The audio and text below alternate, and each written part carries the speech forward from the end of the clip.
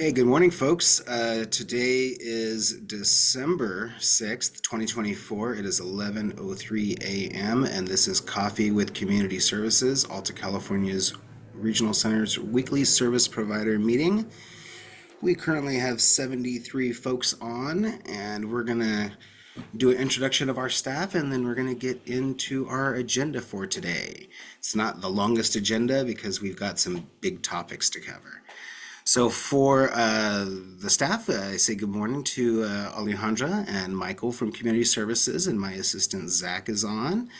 I see Tom and our lead Jason, and Ethan and Dee Dee, and our manager Helen, and Damien and Sharon and Carly and Shauna from Community Services as well. I see Yvette this morning and Jessica, good morning. And from Client Services, I see Amy. Good morning, Amy, one of our managers on too. Hubert is on, and we have our manager Jordan on, and Christy Schaefer from Community Services as well. And good morning to Marty and Isabella and Mason and Beverly and Alicia from Community Services too. Let's see. Keeping going down my line here, I see Rihanna and Rhonda on as well from Community Services, and our Director of Intake and Clinical Services, Camelia, too. Good morning, Camelia. For our agenda today, we're going to get into our Deaf Culture 101 and Sign of the Week. Then we're going to have a discussion about the Service Provider Directory. Then we're going to have a discussion about rate reform. And we also have a spotlight from CBIM. And we're actually going to do the CBIM spotlight right after Michael. So we are happy to talk about additional topics. We certainly have some events that are coming up, but we know that much of what people are interested in wanting to know about is the discussions with the Service Provider Directory and for rate reform. So with that, I am going to throw it over to Michael Mercado.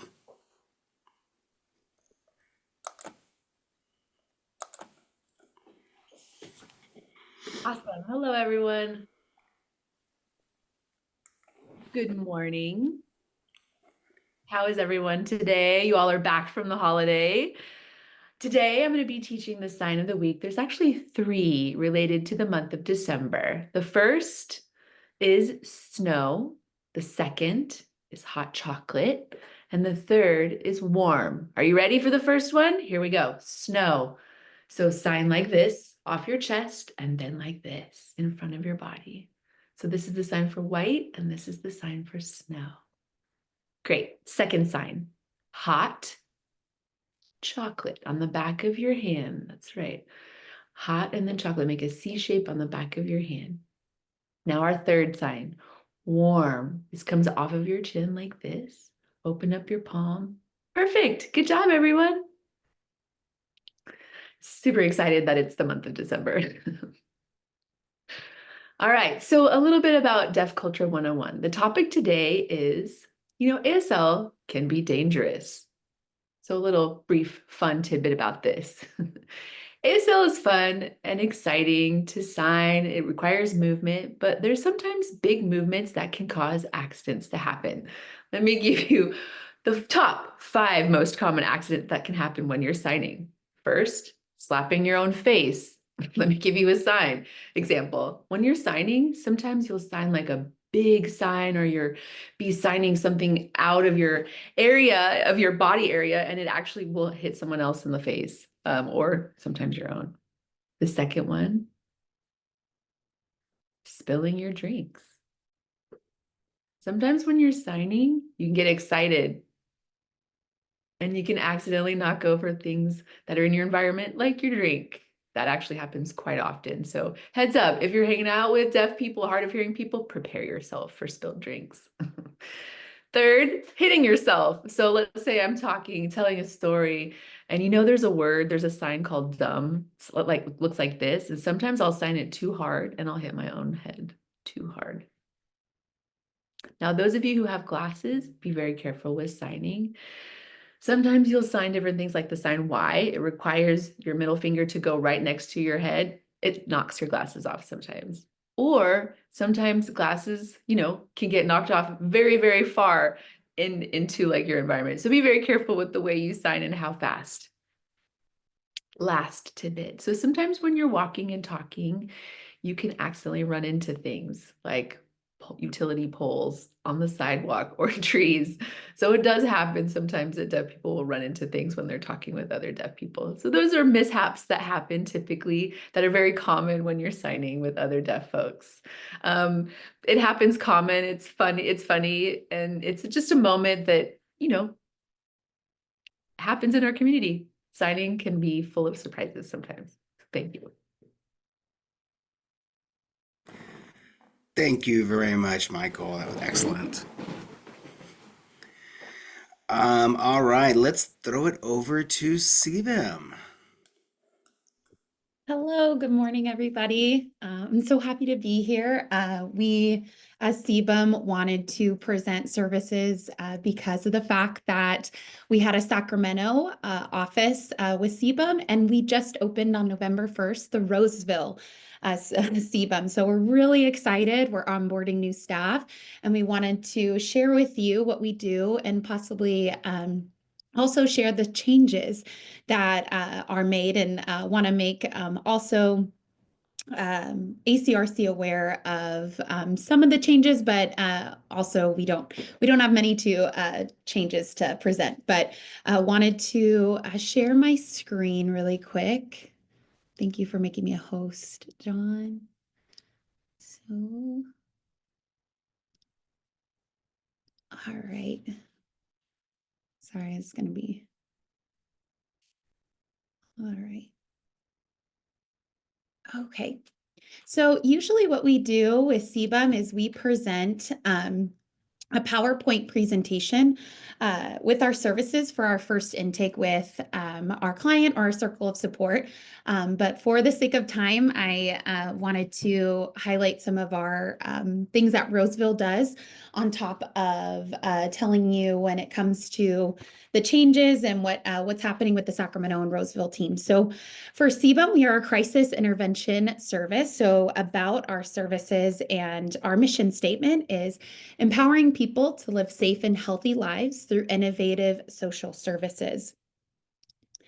I wanted to introduce the Roseville team. So you have the Sacramento team with you, but we also have the Roseville team now. So we have myself as the program director. I will be getting an assistant director this month that I'm very excited about. And then we have a staff of 2 critical intervention specialists, which the Sacramento team has and a little bit familiar with. But we also have bachelor level degree staff, which is the stabilization interventionist. And I'll get to that in a second. But we have one and then one starting in January 6th. This is an overview of who we serve. So Roseville and Sacramento, we have split some of the counties, and Roseville now serves the Sutter, Yuba, Nevada, Sierra, Placer, El Dorado, and Alpine County. So if you see all those looking down, we now are able to expand our services, and we have a bigger catchment area where we are able to drive and service our clients that are in crisis. So we're really excited. I did want to note that this is the Roseville catchment area, but I also wanted to highlight the Sacramento catchment area where Program Director Michelle Ramirez and then the Assistant Director Jennifer Todd lead, and they are in the Sacramento County and the Yolo County, and then I don't know if I'll say it, Tulsa County, and they serve that county, and then we serve these following counties as well. So really excited about expanding our crisis intervention services.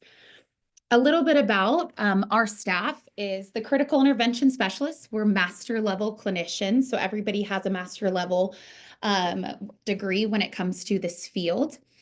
They are the lead clinician on all of our cases. We have supervision and consultation. So what we do as CBIM, we present our clients' cases to a psychiatrist, a psychologist, and a BCBA, so a board certified behavior analysis. So that's where we all come together as a team and we collaborate in helping our clients in ways and strategies and responses together, and getting feedback from our consultants. Our master level clinicians are trained in crisis communication and de-escalating strategies. So we have a 24/7 crisis line support. And I'll explain that in the next couple slides. But we also coordinate with the regional centers. So our CISs, we call them, and our SIs, they coordinate with the regional center in sending weekly updates. So we're all on the same page and helping our clients in critical situations. Our SIs are bachelor level staff, so they lead weekly meetings.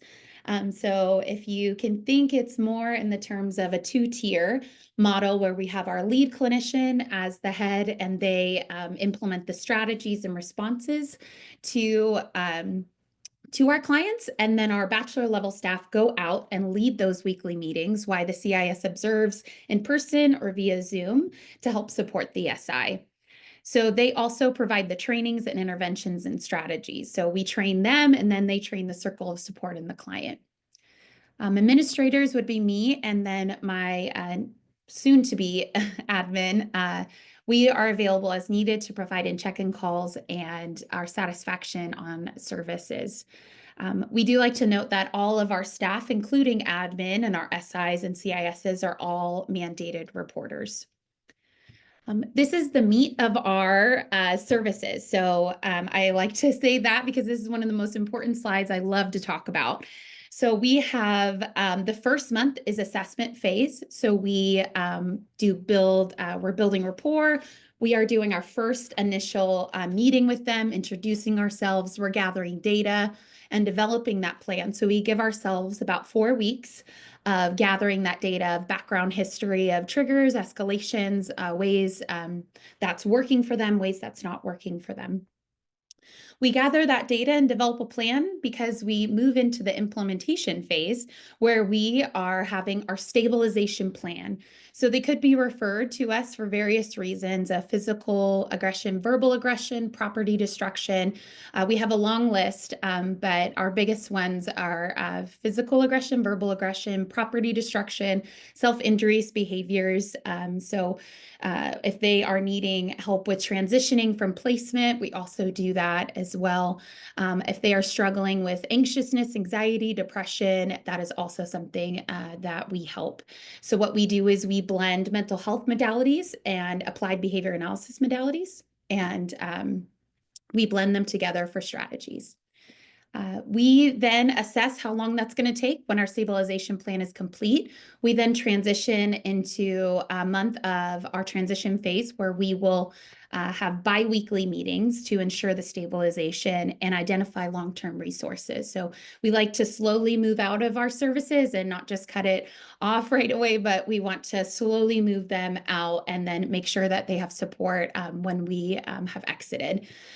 During the aftercare only is when the admins will step in and provide a satisfaction survey and check-in. These are the things that we do not do. I just wanted to make note of that. We don't use physical restraints or provide transportation. We don't provide respite or childcare services, and we are not in place of ABA or behavior services or mental health therapy. But like I said before, we do blend some of those strategies together to help our stabilization plan. And then we do not coordinate placement services for individuals. However, all of these things we do when it comes to behavior services, ABA, childcare services, and placement and mental health therapy. We do advocate with the regional center and helping collaborate together and helping them get the resources that they need.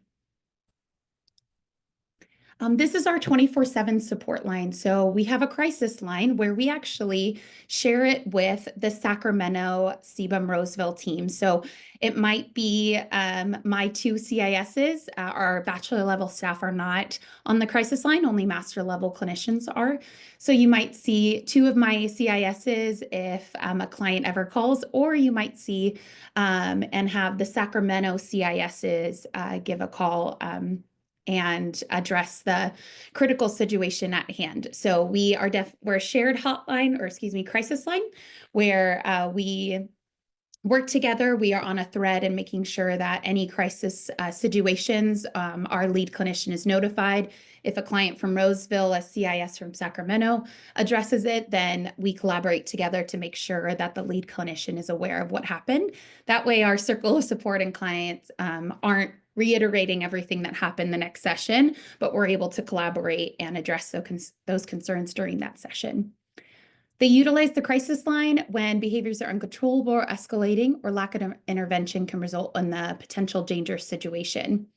And then that is our crisis line there, which we serve all the Alta California regional clients. The 24/7 crisis line to expect is when you call, our staff will utilize strategies and crisis communication. We want to de-escalate the situation. Even in crisis situations, we are not a hands-on we do not have hands-on technique. We are not a hands-on company.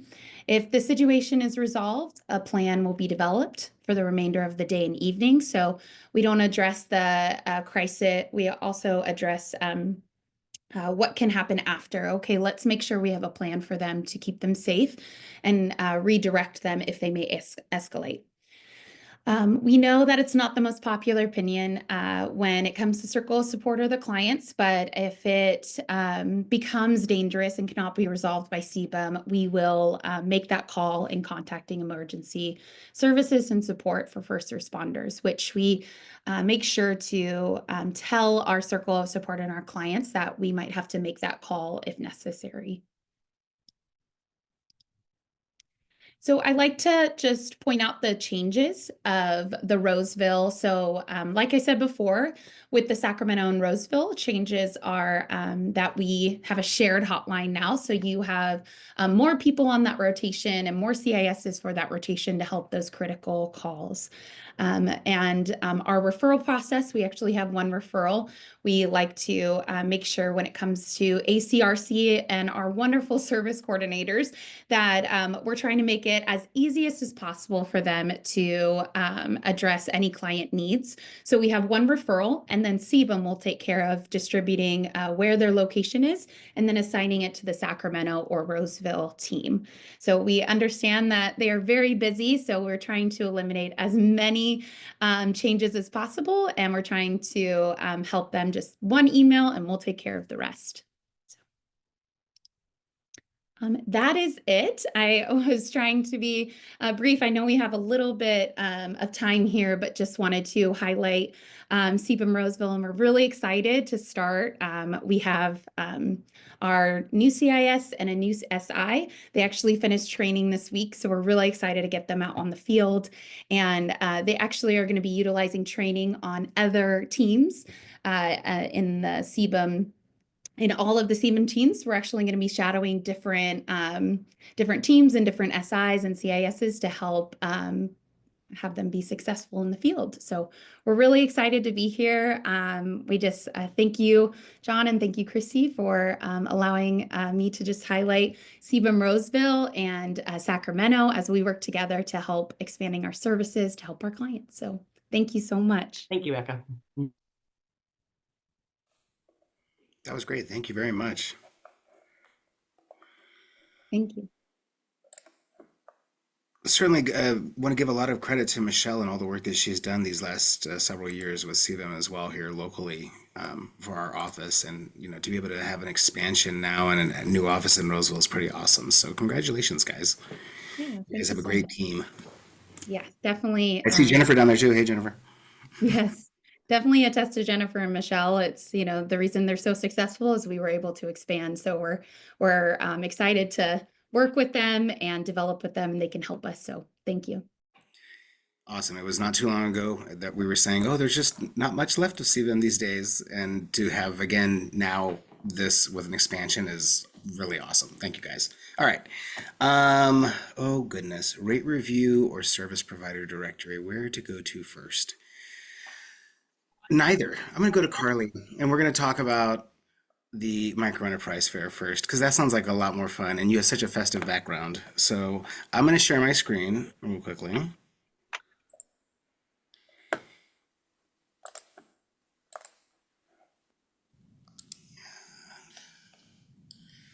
Let's see. We've got our upcoming calendar here, and what have we got coming up, Carly?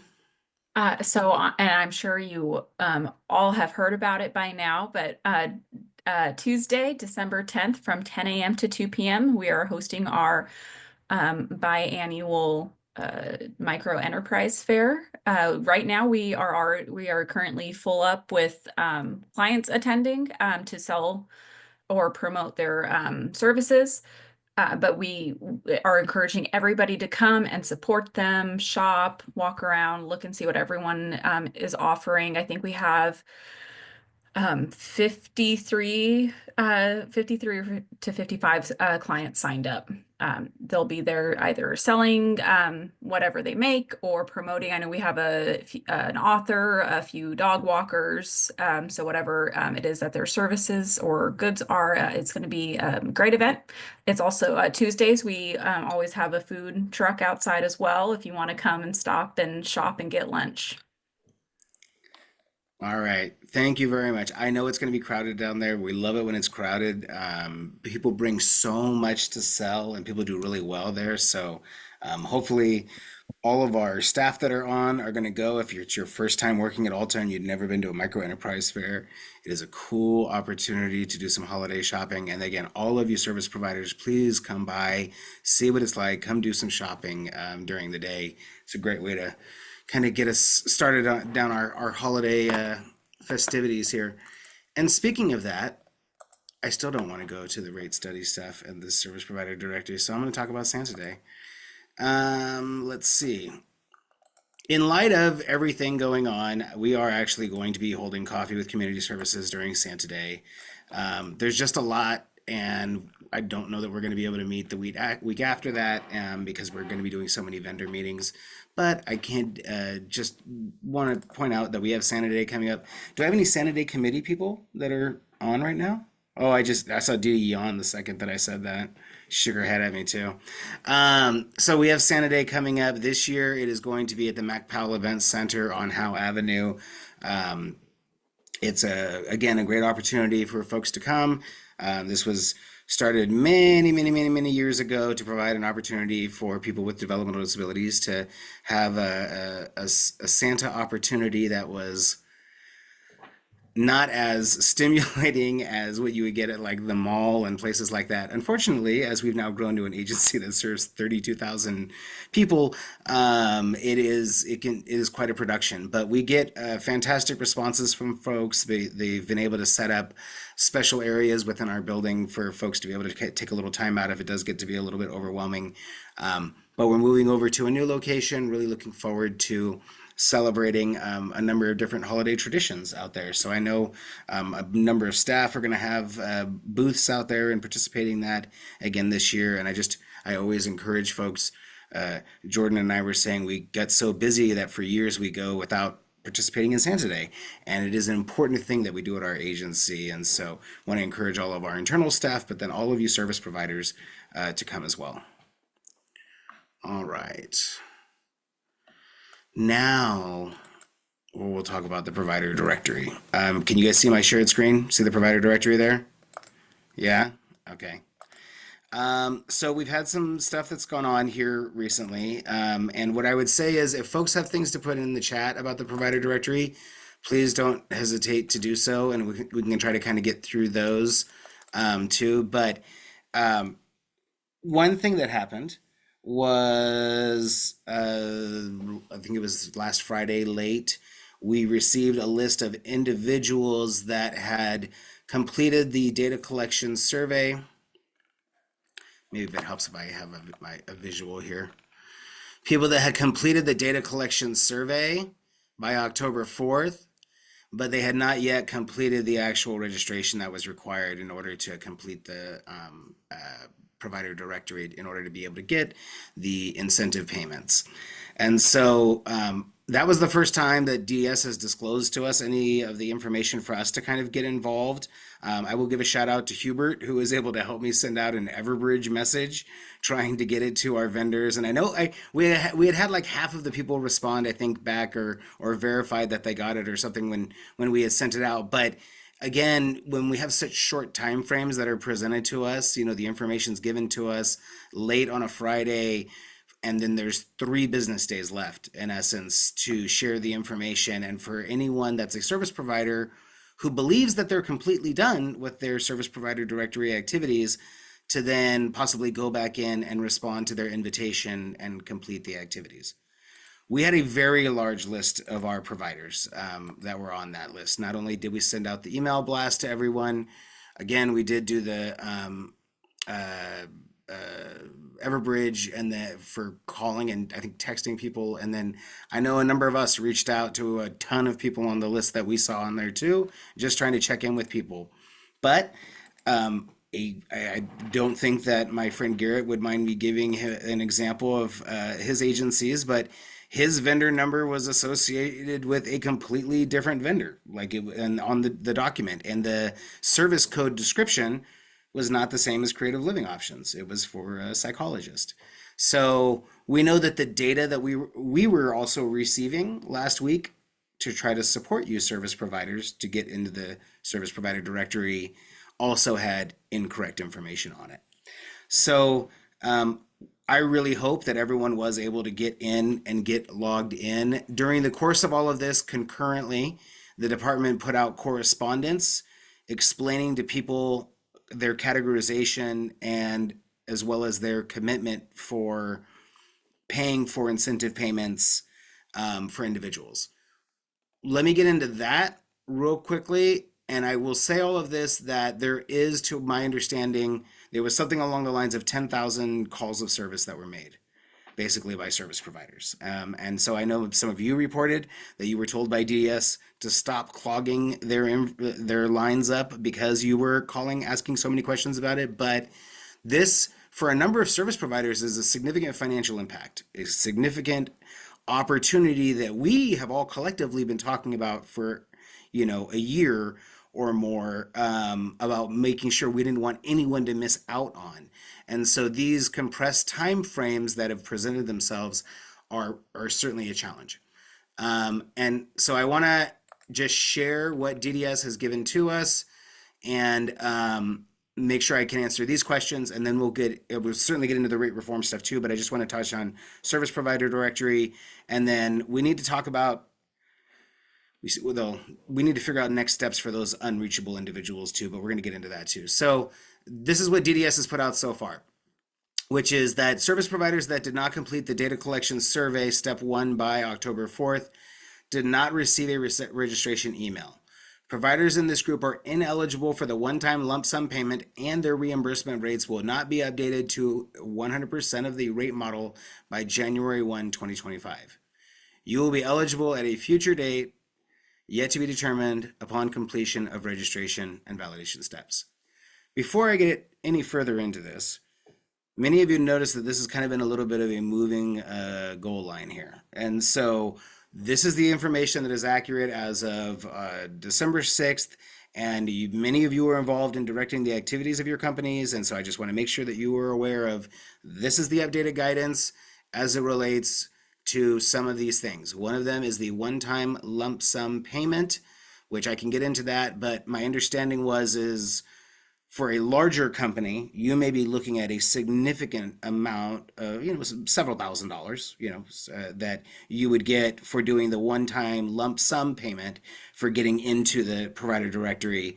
And then certainly any provider would be concerned, all of us, for not being able to get the full 100% of the rate model. So right now they have not put forth any path for anyone that missed that October 4th deadline to be able to get the incentives starting January 1, either the one time. For those that completed the survey but did not receive an invitation to the provider directory, they will receive a registration link at a later date. Providers in this group are eligible for 100% of the rate reimbursement. The department will be sending confirmation emails to those contacts. This, my understanding, falls under, this is our bad on the department because you did your part as a service provider trying to do this, but you did not get the registration link. Our understanding is that they have a list of these individuals that have done this because they have their completed surveys. So again, if you fall into one of these categories, that's kind of like our understanding was that DDS, and maybe some of you can fill me in, if please, there will be an opportunity for any of you to provide additional information that I'm not aware of My understanding is that DDS was going to post a list on their website of where vendors fall so that they know very clearly which bucket that they're in because everyone can tell they're kind of being categorized here. And so that, to my understanding, has not been posted yet. Okay, let me continue on down. And service providers that completed the data collection survey by October 4th and received an invitation to the provider directory must submit their records by November 29th to be eligible for both the 100% rate reimbursement and a one-time lump sum payment. Please visit the service provider accordion section below for next steps. I know there's some stuff down here. So real quickly, that was the concern, and that was the list that was provided to us on Friday of last week, was those service providers that are week before last, goodness, those providers that had done step 1 but had not yet done step 2. And again, that's the outreach. Our sincere hope is that everyone got in before November 29th.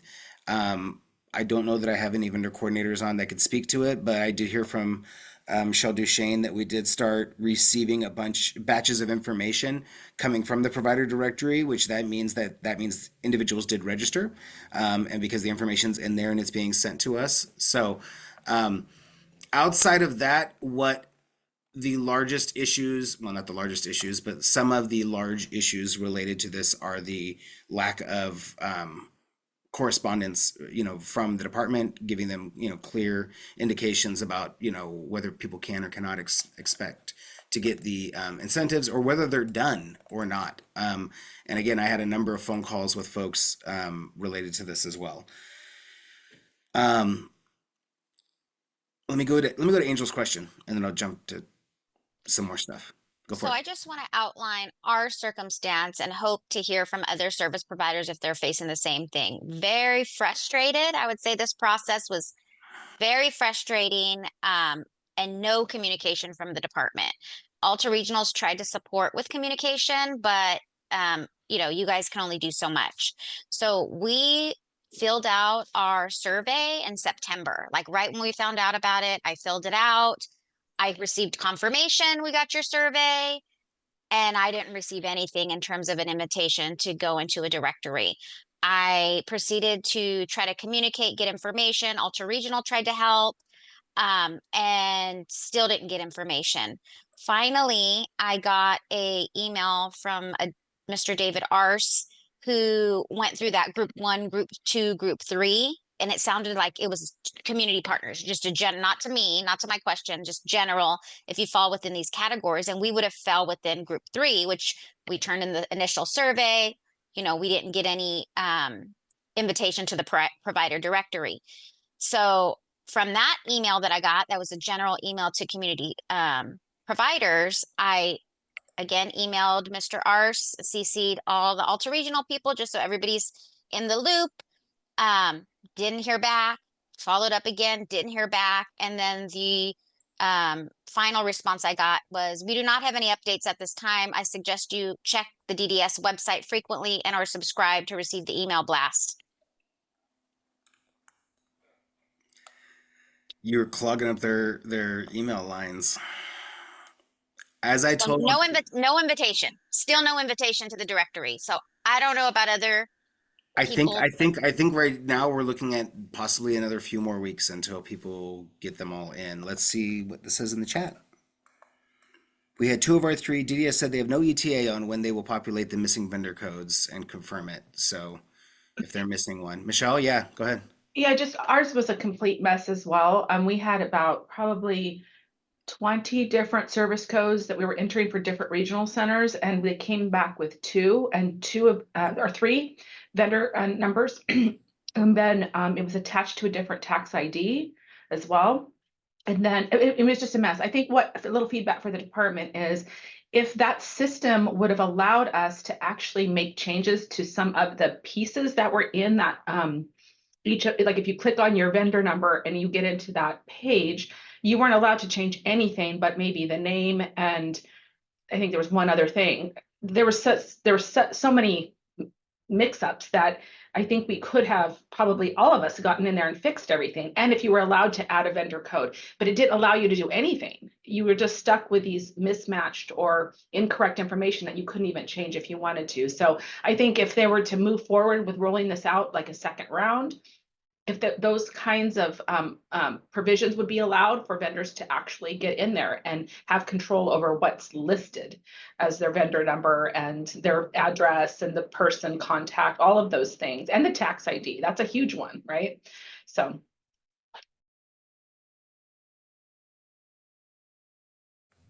I was gonna say it was certainly eye-opening. Michelle was, I think, one of the people I called on that day when the list came out, along with a number of other folks. Just so many different problems.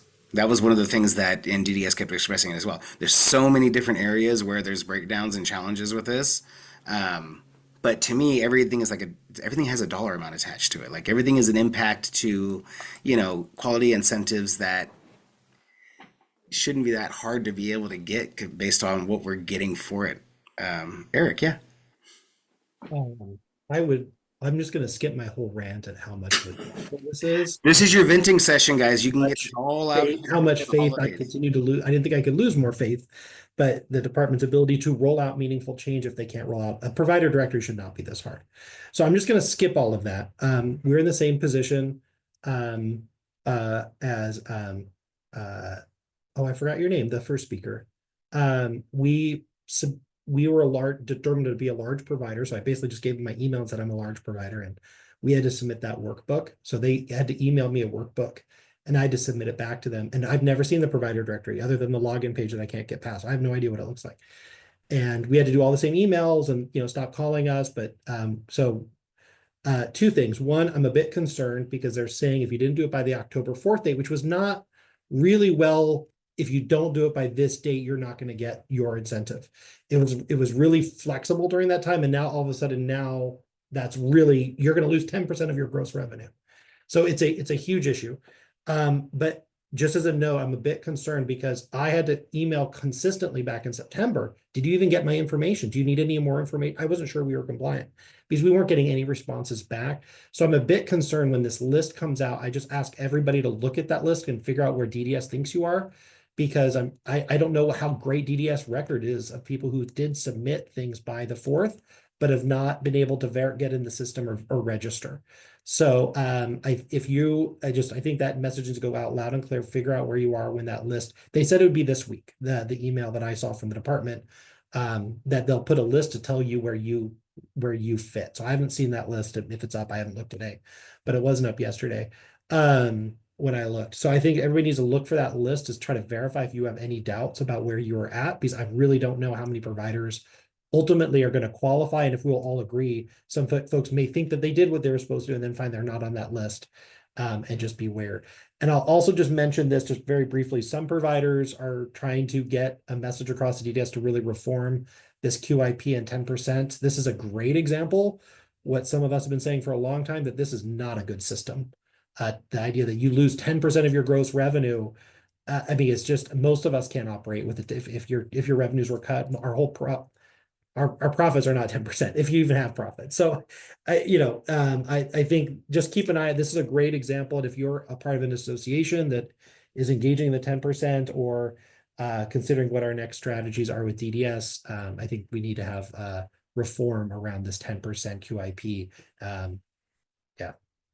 Again, skipping the rant that I'd like to have at the end as well. So.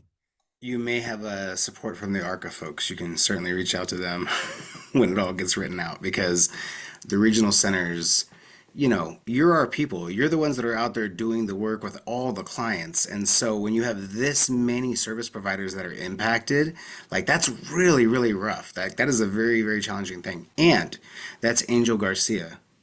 Yes, Angel. There That's you right. go. Just want to make sure we got It didn't come that. up when I was speaking. Sierra out. College. All right. I want to let other folks, I do want to jump in the chat real quickly. I want to acknowledge our staff too. Thank you. I've been trying to keep you guys in the loop about this stuff too, and I know providers have been reaching out. So thank you all to all the Alta staff that are fielding questions, and you guys here, and we're pretty in tune with the frustrations that a lot of the providers are feeling related to all of this, but it's 10%, guys. Like just and again, just thinking about that, like this stuff and the challenges being able to have ease of access to this is severely impactful across a lot of different service providers. Like we're gonna be talking a little bit more now about rate reform, if that's okay for folks, because the thing that Eric just got done talking about, that list of providers, well, that's what we need to do the next step, folks. Because if we don't have the list of providers of where you were all at, we're not going to know who's going to receive the. So for the workbooks, we need to have those. So Michelle, you go ahead. Yeah, just real quick. The one thing I'm not sure about. So when I was looking at the different rates, so if, let's just assume worst case scenario on my own doesn't get the 10% because of this whole fiasco, right? So we're at the 90% mark for a rate, which is lower than our current rate. But I know there's a hold harmless. So how is that being worked out behind the scenes? Will on my own's rate go down to that 90% of the rate, or will it automatically stay because there's this hold harmless and I don't need to submit any sort of letter to anybody? I mean, what is that process look like? Do you know? I saw Eric unmute himself. Go for it, Eric. No, I want to save my talking. That was it's been covered in some of the presentations. If your hold harmless falls between 90 and 10, that's sort of its own category. And so you're eligible. So let's say your hold harmless is say 95, then 95 is your base, and that 10% is really the last 5%. So if your whole rate is higher than 100%, then the hold harmless applies. If you're obviously below 90%, then the whole 10% applies. But if your rate falls in that between, the difference between what your base rate is and 100%, let's say it's 5%, 3%, 7%. Hey, Eric, that's let's break it down for the other 97 real quick that are in the room. You have a $100 rate. Let's start right there. You have a $100 rate, and you don't do the payment, you don't do the incentive, or you have you're at a $90 rate and it's scheduled to go up to 100, and you don't do the incentive.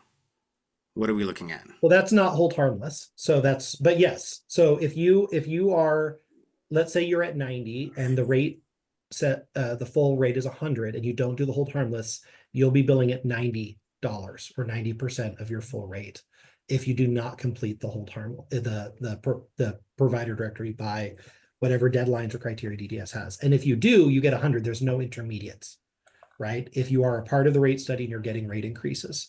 So that's the easy answer. Well, it's a horrible answer, but that's simple to understand. If your rate is more than $100 right now, and you fall under something that's called hold harmless. And what that means is a little bit more complicated. And John, so I'm not going to talk about that. But in that case, you don't get the QIP because you're going to be under hold harmless, which is going to hold your rate higher than that. Let's say you're at $112 right now. You'll stay at $112 or an equivalent rate moving forward. In Michelle's example was, what if you're at $95?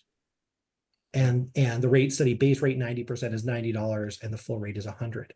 What happens to me if my rate right now is 95? And I believe DDS says, well, you'll never go down below 95. But if you do the hold harmless, if you do the QIP measures, then you'd get 100. Does that answer the three categories, John, that you wanted to? I think so, yeah. That's how I understand it. Yeah, I joined those webinars late, so I must have missed that explanation. So thank you. So let me talk about the next steps then for us is that we are going to be receiving the lists, and with that list, it's going to indicate which of you are categorized by DDS as having completed the quality incentive or not. And then therefore that will, include that into your calculation. Then that initiates the next step of the rate reform, which is we're going to be sending out to you your new rates and sharing that the workbook page with you, and then having discussions with each of you. I'm going to share real quickly the DDS website, and I want to make sure everyone knows to go to get the information that's being posted. I don't know that everyone is attending all of the trainings. I will say thank you all. We are certainly aware that DDS is having a little bit of a challenge keeping these training dates straight, and some of the labeling and names and stuff. I think we heard that one of them came out as residential, even though it wasn't supposed to be residential. Like the naming got a little bit messed up for some of these ones. So DDS's information for the rate study is located right here. And important thing that I want to make sure that folks can see is that the meeting information over here is for the trainings that they are doing. And this is the one that happened yesterday, which was kind of unfortunate because they had some technical difficulties that really kept them, I feel like, from being able to answer anyone's questions. Those of you that read the Q&A saw that I did specifically put in a question there related to the ratioed services for supported living services and the hold harmless. And I believe they said that they will answer that question in detail at a later date. I don't know when that will be, but we know that it's not explicitly laid out in the directive. So we will see when we get the workbooks what it has next to those ratioed subcodes, whether or not it gives us a hold harmless thing or not. And we will provide you all the information. This came out during our PAC meeting, so we're going to give you that information in the workbooks, and you're going to review it. If there's some disagreement that you have, you want it to be, in the hold harmless, or you want to be exempted for it for some reason, you don't want the rate to change. That's when we would have that discussion. So, but we need to have the information from DDS first in order to do that. These are the upcoming meetings. Day services is a big one. Transportation services is a big one. And then the meeting archives are here. These are the ones that have happened recently as well. Additionally, The ILS one is not on there yet, which did No, they have not. The one from yesterday that they just did is not on there yet. which would have had the information that I know Michelle was looking for. Yep. And this information right here is what we are going to be doing at Alta. And sorry, you're going to be seeing all of this get sent out to you, but trying to align ourselves with DDS's meetings, we're going to be having our own meetings. And so we have behavior services on December 10th, day and employment services we're going to do on December 12th. These are all going out if you haven't gotten them yet. ILS vendor is going to go December 17th, SLS, and then we're going to do ILS and SLS one right after another. Transportation, we're going to do hybrid. If you would like to be an active participant in the transportation rate meeting and be able to ask some live questions, please join me at Alta California Regional Center in person. We will certainly have a Zoom option for those that might want to submit chat questions, but I need to make sure that we get our transportation meeting, because this is going to be the one service area that we have, I would say, one of our largest concerns about the rate being a challenge for our service providers that we're going to need to discuss with them.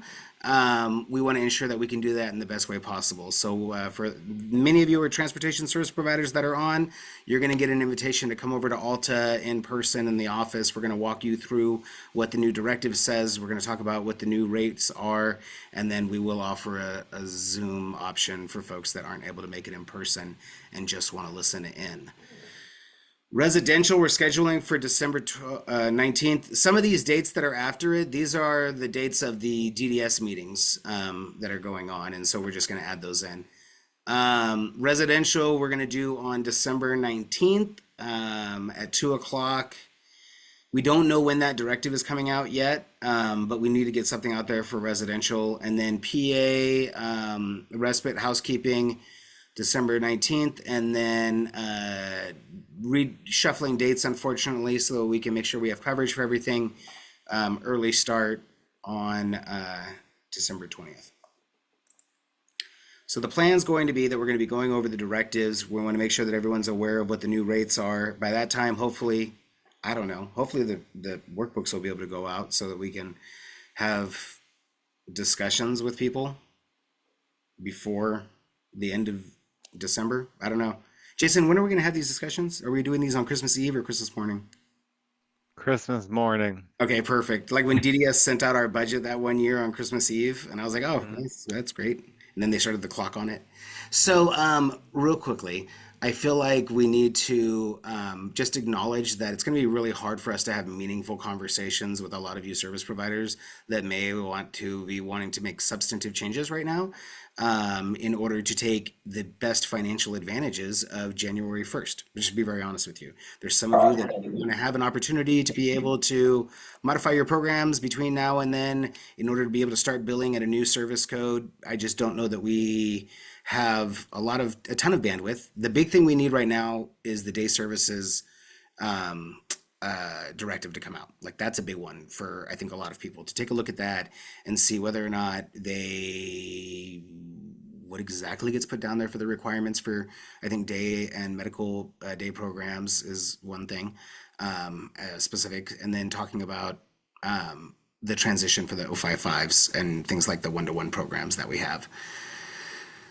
I think largely what the plan's going to be is, we need to get exemption requests from those providers that are going to want to continue to utilize their, previous rates and not have the ability to switch over to what the new requirements are going to be. We talked about out a little bit this morning, and it seems like you'd have the opportunity to be able to stay in the hold harmless for the service that you're providing right now, and then during the course of the year, while you go to transition to the new service code, then you can modify your staffing and everything in order to make sure that it aligns, so that when the hold harmless period is over with, and you still want to be part of a rate study rate come 2026, you've got your programs modified in order to be able to do that. But it's a lot of work and it's a lot of planning, and we're kind of doing it like it should have already kind of been done by now, unfortunately. Like all of these activities really should have been done by now so that we could kind of thoughtfully get things off the road on January 1st. But instead, we're going to be in a position where a lot of providers are over kind of a short period of time going to be taking a look at these workbooks, and I think we're all going to be hoping that everything is very accurate that we receive from the department, but there might be a lot of questions that come up. And so we're going to do these big vendor meetings to go over like the different vendor categories, and then we're going to try to meet individually with some of the providers. The priorities that we're kind of looking at is, and let me just, I'm going to share my screen again real quickly. The priorities that we're looking at, no, go on, share.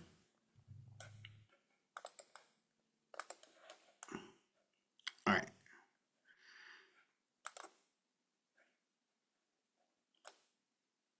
I think while I'm at it too, I just want to make sure folks recognize the rate reform. If you go back to the directives here, if you're like, oh, I'm just trying to figure this out right now, and where exactly am I in the process and what's supposed to be coming, the department did put a rate reform full implementation overview out a couple months ago, and in it does talk about the periods of rate adjustments, quality incentive programs, etc. So that information is in there, along with a calendar that goes over the program modifications and things. Again, the challenge being this was back on September 19th, where perhaps we thought that we would have had some time to do some of these activities before January 1, but now it's just too short of a time frame for a lot of this. Couple things that got updated, and again, just drawing your attention to it. Employment services, for those of you that have an interest in this, the CARF certification and nonprofit status is retained as a requirement for supported employment. So there was a change that was going to be made, and then that has been withdrawn by the department. I don't have a ton to comment on that. I know that got brought up by folks, and so that has been posted there. They did just come out with the PA, ILS, SLS. Some of you may well have a program that has individuals that participate in ILS services at more than 80 hours per month. It is now in writing that that is the max. However, a regional center executive director may provide exceptions in extenuating circumstances if a need to exceed the maximum hours is identified by the planning team. And so I saw Tracy Brown at least on here this morning. So I'm sure we've got some case management folks that we can get together and figure out what an exemption request might possibly look like in the situation for ILS. I know there's only DDS Look, there's not a ton that have that really high number of hours, but that is one of the newer things that just got dropped. Yeah, Eric, go ahead. Where did that come from? That wasn't in the rate study. The 80 hours? Yeah. Um, DDS pulled together CCLN and some of the vendors to look at the definitions of the service codes and what was required. And they just needed better definitions, so the department just. I mean, it's a Trying to little- separate it from SLS. Oh, I get it. You're Yeah. trying to create a- You're from here, Yeah. Eric, right? Where like these things are we're That's kind of, well, I assume that was the well reason. defined, but you go down to other areas Yeah. and it's real loose the way. And I think PAVE is going to solve some of those problems down the road, but this is a step that they're making towards this. PAVE is awesome, and I understand what you're talking about now with the SLS, ILS. I just am Yeah. watching very carefully as these directives come out, and some things have been previewed, but maybe not well known from the early legislative presentation and materials about what changes they're going to make, and some just I just want to know where that came from. So thank you. And I will say, I'm spending, through 2 to 3 hours, 3 to 4 hours a week with DDS on all of this in separate meetings. So there's a ton. I mean, I could talk to you guys for another hour and a half about this stuff, but let me just talk about next things here. So these are the priority things that we're looking at, and DDS put it out in the crosswalk. So I want to just highlight it. These are those types of services where we need to do something with them. The 048s can no longer be used. And so, Beverly's got her list of programs, and we're going to be looking at who's going to be transitioning over, to these new service codes. For the 055s, who are going to be transitioning over, who's going to continue with the 055, for the time being. We just need to get that exemption request in, but it's all predicated on you need to be able to get a copy of the directive. You need to get a copy of the workbook that has the information about your rates in order for you to make connect those two and then decide what you want to do next as a business. So our staff can't help you with any of that stuff until we have at least those documents to be able to share with you guys.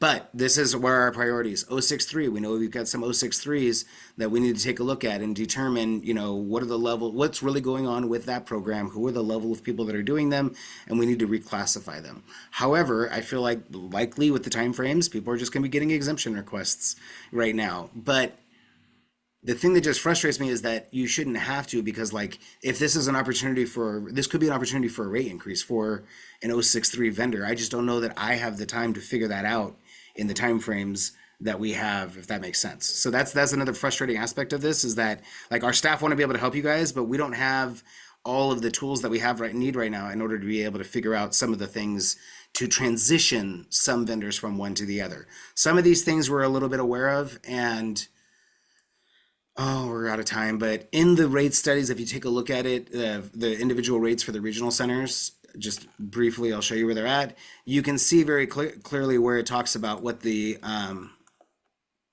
requirements are for the different programs. So again, for the programs that have, the rates are located, doing this really fast, rate models and rates, Alta California Regional Centers rates, and our rate models are right here. If you go into the complete rate models and you open them up, it will take you to a place. Oh, and look I was just looking at it.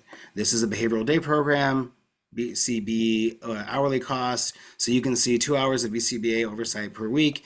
And as we saw, running a behavioral day program gets you $15 more per hour than running a regular day program. And this is one of the costs that's built into that. But John, those models are the old models. So Yeah. But how do we know so are you saying those requirements that are in those rate models are accurate? I'm saying that those requirements are accurate, but they have not updated the rate models yet, which that's the other thing. You have to be able to look at the rate models, because you have to that's the other part of this too. You have to be able to look at the rate models to understand what we're going to be offering you as a new rate too. But they still haven't updated the rate models. So that's the other part too we need them to do. So for example, in medical day programs, they hadn't updated the LVNs in there.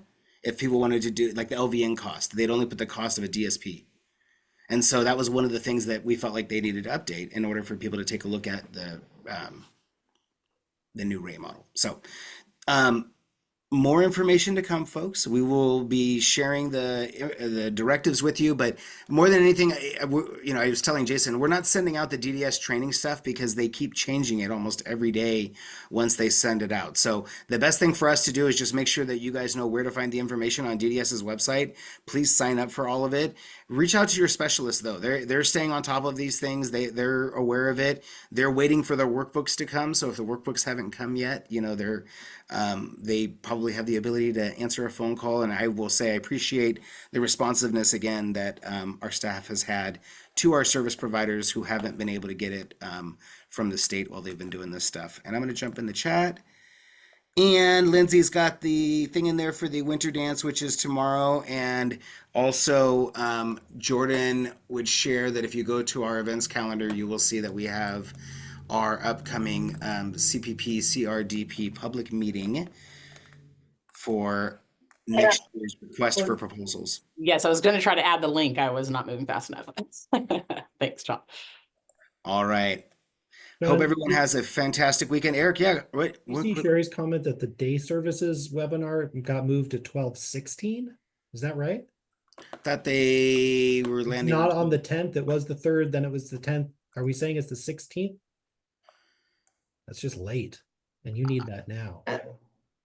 They better not schedule it on the same day I'm supposed to meet with you guys. My plan is that anytime we do our vendor meeting, that we have the service providers review the PowerPoint and watch the video from DDS. And then, so transportation providers, they're hopefully going to have that before we do our meeting, and any of the ones that haven't happened yet. And residential providers, they haven't even given us a date yet when they're going to do your meetings. So we just had to schedule with you guys even without knowing. But on DDS's website, let me just check real quick. Rate reform, meeting schedule. And no, it still says the 10th on here for day services. Shelley said she got an email that they moved it to the 16th, so I just, yeah. We're over time, but I just thought that. I was saying, again, I would just illustrate that we're not sending out these dates to you all as service providers. Please log into DDS's website, and they'll send out the Constant Connect thing that'll let you know the changes for them. All right. Thank you all very much for sticking with us. Have a great rest of your day and weekend, and we'll talk to you next week with more details, and that'll be Santa Day, won't it? Hopefully we'll have someone live at Santa Day reporting during Coffee with Community Services. That's always fun. All right. See you guys. I think